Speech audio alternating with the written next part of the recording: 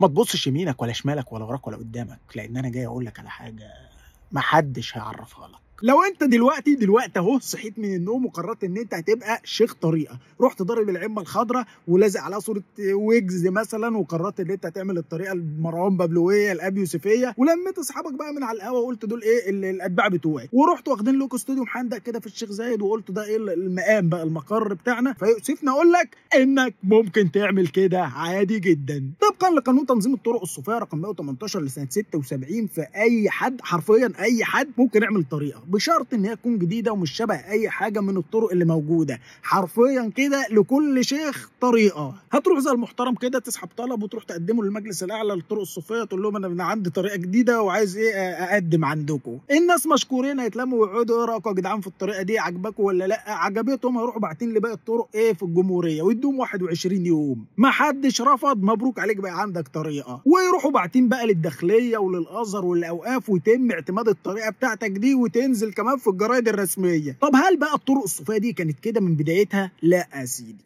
التصوف في البدايه كان هو عباره عن انسان بيحاول يتقرب لربنا بطرق مختلفه عن اللي باقي الناس بيتقربوا بيها، بحيث ان هو يبقى اكثر ورعا او اكثر قربا من الله سبحانه وتعالى. فبيبدا يعزل نفسه عن الناس وينهمك في العباده والاذكار وما الى ذلك، لحد ما الناس بتبدا تحس ان الانسان ده بقى انسان تقي، فبيبداوا ان هم يبقوا اتباع ليه بغرض ان هم يقلدوه في الطريقه اللي هو بيعبد بيها ربنا. يقلدوه في ايه؟ في الطريقه اللي بيعبد بيها ربنا من اذكار بقى وانعزال والى ذلك، عشان يوصلوا لدرجه معينه من التقوى. يعني الطرق اللي ظهرت في مصر كانوا 3 طرق مفيش غيرهم، وهم الاحمديه والشاذليه والدسوقيه، وكان في كام طريقه تانيين كده جايين من بره زي القنويه والنقشبنديه وغيرهم.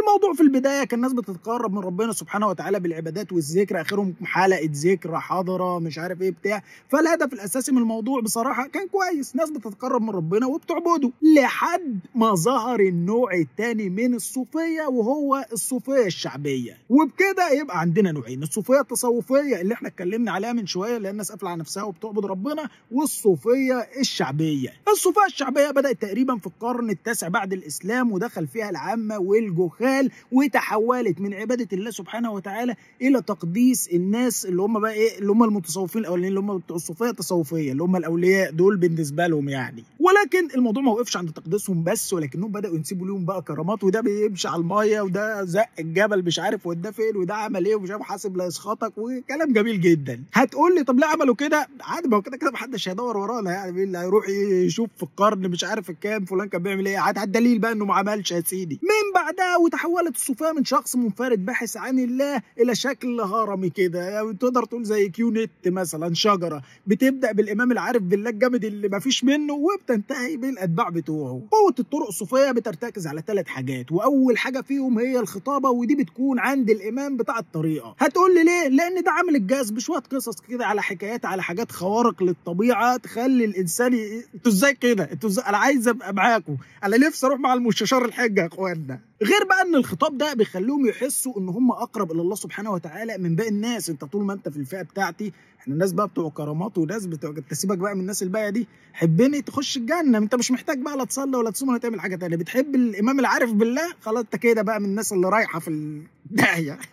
تاني نقطه قوه للطرق الصوفيه هي القوه الاعجازيه او الكرامات اللي هم بينسبوها لنفسهم او للاولياء القدامى اللي هم ايه اصحاب الطريقه دي اصلا الاصليين. ثالث نقطه بقى من نقاط القوه بتاعتهم هي القوه الاقتصاديه، ودي بتبقى جايه منين؟ من الهبات بقى اللي بياخدوها من الناس اللي هم الاتباع بتوعهم، او اللي بتكون جايه لهم من الدوله زي شكل المنح والحاجات اللي هم بياخدوها يعني. لحد هنا كده احنا فهمنا ان الصوفيه الحاليه هي عباره عن قطب او مرشد، وده اللي بيكون في قمه الهرم وبيلزم اتباعه باتباع طقوس معينه عشان يوصلوا لايه، للقرب من الله سبحانه وتعالى. طب القطب بقى او الوالي اللي في راس الهرم ده بيمتاز بايه؟ يا اما بيمتاز بتقديسه للاقطاب الاوائل او اللي هم سبقوه في قياده الطريقه دي، يا اما هو نفسه بيبقى ليه معجزات وكرامات. هتقول لي ازاي؟ اقول لك ما اعرفش، ولا ما شفتش حاجه منهم لحد دلوقتي. المهم القداسه دي بتلزم مريديه بالطاعه، والطاعه دي هي اهم بند من بنود الصوفيه، والطاعه دي بيكتسبوها من الممارسات اللي بيعملوها اللي هي بالنسبه لهم التراث السري للنبي صلى الله عليه وسلم اللي محدش يعرفه غيرهم، وكل طريقه لها تراث خاص بيها برضه. ولكن كل الطرق دي في النهايه بتهدف لحاجه واحده، وهي فناء النفس لبقاء الروح. هتقول لي يعني ايه؟ هقول لك ما اعرفش برضه.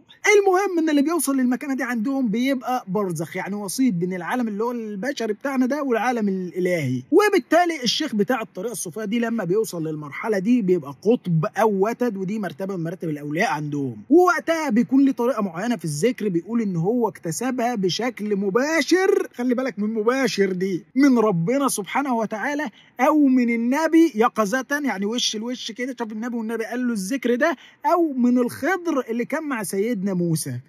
اديله عقلك وخلينا افكرك ان كل طريقه من الطرق دي لها ذكر خاص بيها، فيعني مش كلهم هو ذكر واحد جه بقى من ربنا سبحانه وتعالى فكلهم ماشيين بيه، لا، كل طريقه ولها ذكر خاص بيها وبمريديها. وطبعا مش محتاج اقول لك ان كل طريقه من الطرق دي بتبقى متسميه على اسم الشخص اللي اسسها، زي التيجانيه كده واللي عملت قلق اليومين اللي فاتوا. المهم يا سيدي الحال فضل على كده لحد سنه 76 الطرق دي موجوده وخلاص، والناس بتعبد ربنا، وناس بتقول لك دول اولياء، وناس بتقول لك مش عارف ايه، بس الحال كان واقف عند كده لحد ما قرر الرئيس السادات ان هو هيحارب الشيوعيه. طب يعمل ايه؟ يفتح المجال لتيارات تانية. مين اكتر مجال متوافر؟ هم الصوفيه. قالك بص بقى يا ريس، انت عامل لي مجلس اعلى للطرق الصوفيه وخليه ينظم لي الموضوع ده وزودهم لي يلا. وبالفعل يا ريس اتاسس المجلس الاعلى للطرق الصوفيه، وبقى رئيسه هو شيخ مشايخ الصوفيه. ومش بس كده، بقى اي حد يقدر يعمل طريقه، ولازم يتوفر فيه شروط برضه. احنا خلي بالك مش عاملينها عبثا كده، الشخص ده لازم يكون بيعرف يقرا ويكتب، عنده علم بمبادئ الشريعه، بالغ عاقل، معلهوش قضايا. الصلاه على النبي على الشروط ده ايه الحلاوه دي. والان مع المفاجاه وهي النتيجه النهائيه للقرار ده، وهي وجود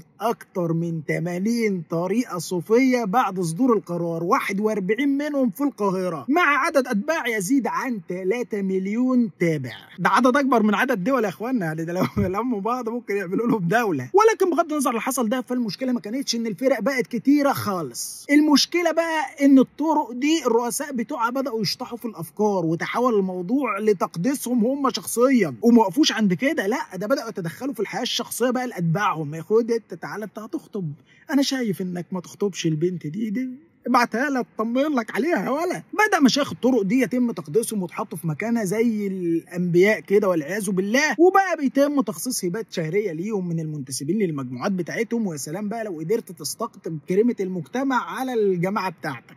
عيش يا ريس. الناس دي اللي هي فاهم بيبقى معاهم فلوس ونفوذ وشهره ومحتاجين بقى ايه، يعني اي حاجه تريح ضميرهم كده من اللي بيعملوه ده. تعالى انت بقى قول لهم انا هدخلكم الجنه، حبني بس ما تصليش يا سيدي، هتخش الجنه يا عم. وبما ان شيخ الطريقه بيبقى مريح الناس دي ومريح لهم ضميرهم لانه بيكون تعبهم، فهم بيقدسوه بيحترموه لاقصى قدر ممكن، وبيكونوا مستعدين للدفاع عنه باي شكل من الاشكال. شيخنا حبيبنا العلامه العالم انت ما تعرفش حاجه، انت تعرف رحت المولانا ده خلاني عملت فيلمين بعد ما كنت قاعد في البيت. انا بعد ما شفت اصلا بقيت اخد حقوق ملكيه على الفيديوهات اللي بنزلها. مولانا حبيبي.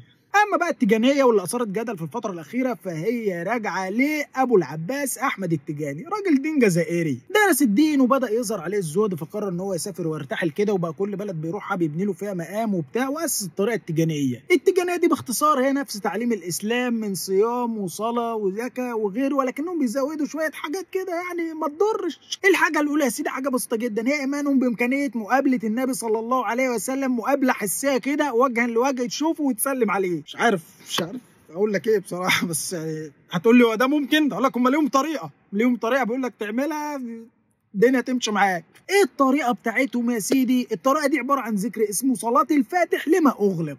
الذكر ده ملوش اي اساس من الصحه، ولا ورد في كتب السابقين، ولا ورد عن النبي، ولا اي حاجه. برضو خلي بالك من الشروط برضو عشان شيطانك ما يوزكش، انت ممنوع تدخل اي طريقه من الطرق الصوفيه الثانيه. جيت التيجانيه يبقى هي التيجانيه بس، احنا ما ينفع عندناش عيال تطلع بره. وبيجتمعوا كل جمعه كده يعملوا حلقات ذكر بقى ومدح للنبي وبعض الاولياء، وطبعا سيدهم التيجاني. واهم مناسبه عندهم مش العيد الكبير ولا العيد الصغير ولا رمضان ولا اي حاجه من اللي في بالك دي، المولد النبوي. الذكر بتاع صلاه الفاتح لما اغلق بالنسبه لهم هو اهم نص ديني موجود، ومعتقدين ان الرسول خصهم هم بيه بس دونا عن غيرهم، حتى الصحابه ما عرفوش الذكر ده. ضيف لي كده بقى ان هم مؤمنين بوحده كل الاديان، وان كل الاديان حق، اي حد بقى دين هو حق. وكل بقى اللي مؤمنين بالطريقه بتاعتهم دول هيخشوا الجنه حتى لو عصوا واذنبوا ومهما عملوا هيخشوا الجنه برضه. ده انت تيجاني يا جدع، في ايه بقى؟ جمد قلبك. شيخ الطريقه في مصر هو صلاح الدين التيجاني، ولكن تم تكذيبه من الطريقه نفسها من الخارج، وقرر ان هو عمل بقى الصلاحيه التيجانيه، ودي الطريقه بتاعته هنا في مصر حاليا، ومقروه من بابا. وطبعا هقول لك لقبه دلوقتي بس انا مش هقدر احفظ لقبه، فلا هقراه لك وانت شوف بقى. محدث العصر وعلامه مصر وعالم الاشراف وشريف العلماء. صدق الاسم صعب، عيده بالاول تاني. محدث العصر وعلامه مصر وعالم الاشراف وشريف العلماء الامام المجدد صلاح الدين التيجاني الحسني رضي الله عنه، نادرة عصره في مصر، بهجة المحدثين وزينة المسندين، العالم العامل العارف حامل لواء أهل الرواية والأثر، فما روى حديثا ولا أثرا ولا خبرا إلا ولو عنده سند حسيب نسيب ينتهي نسبه الشريف إلى مولانا الحسن بن علي رضي الله عنه. يعني ده مش عارف ده لقب ولا كتاب يا اخوانا. في النهايه عايزين نقول ان الصوفيه في بدايتها ما كانتش حاجه وحشه، ولكن الصوفيه الحقيقيه اللي بتدعو للزهد وعباده ربنا، انك تقفل على نفسك تدور على عباده معينه تعملها لله سبحانه وتعالى. اما اللي احنا بنشوفه من تقديس مثلا لناس ويقول لك ده ولي وده مش عارف ايه وده ايه، فده غلط قولا واحدا. ولو الانسان شغل عقله بدرجه بسيطه هيقدر يفهم ان ده غلط. يعني بص هقول لك حاجه يا عم، هقول لك حاجه وانا مجنون يا عم واسمعني. خلاف اهل السنه والجماعه مع الشيعه الاساس او الجوهر بتاعه هو تقديسهم لسيدنا علي رضي الله عنه. وده سيدنا علي، يعني عارف يعني سيدنا علي؟ يعني واحد من الصحابه وابن عم الرسول صلى الله عليه وسلم، فتيجي انت تقول لي مش عارف فلان الفلاني مين وفلان الفلاني تقدسهم. يا عم اذا كنا احنا اصلا مختلفين عشان سيدنا علي، فتيجي انت تقول لي مش عارف التجاد ومش عارف مين ومش عارف. يا عم ناس كويسه وعبود ربنا وبتاع، بس انا اقدسهم ليه؟ هل فعلا ربنا محتاج منك تعمل كده او محتاج واسطه عشان توصل له؟ ربنا سبحانه وتعالى اللي قال واذا سالك عبادي عني فاني قريب اجيب دعوه الداعي اذا دعان. هل محتاج وسيط بينك وبين ربنا سبحانه وتعالى عشان توصل له؟ الاسلام يا اخوانا ابسط من كده بكتير. صلي صوم زكي حج، لو قدرت اعمل الاعمال الصالحه وابعد عن الاعمال الشريره. كلنا بنغلط، وانا مش بقولك ان انا جامد قوي اللي بيعملوه ده غلط وانا اللي بعمل الصح لا، كلنا بنغلط، ولكن محتاجين في النهايه اننا نتوب ونرجع لربنا سبحانه وتعالى. انما تغلط وتقول ده انا تابع مش عارف الطائفه الفلانيه وانا بحب الشيخ الفلاني فانا خلاص كده داخل الجنه، يعني ده عبط صرف. الاسلام ما فيهوش وساطه. يوم ما تحتاج تتكلم مع ربنا روح صلي او ادعي او اعمل اي حاجه كويسه، وربنا سبحانه وتعالى شايفك في اي وقت وفي كل مكان. انما ما تروحش لحد تكلمه عشان يدعي لك. في النهايه حابب اشكر صديقي الكاتب محمد امير على مساعدته ليا في كتابه الحلقه دي، واشوفكم في الحلقات الجايه. ما تنساش تعملوا لايك وشير وسبسكرايب على اليوتيوب، واستناكم في حلقات تانيه.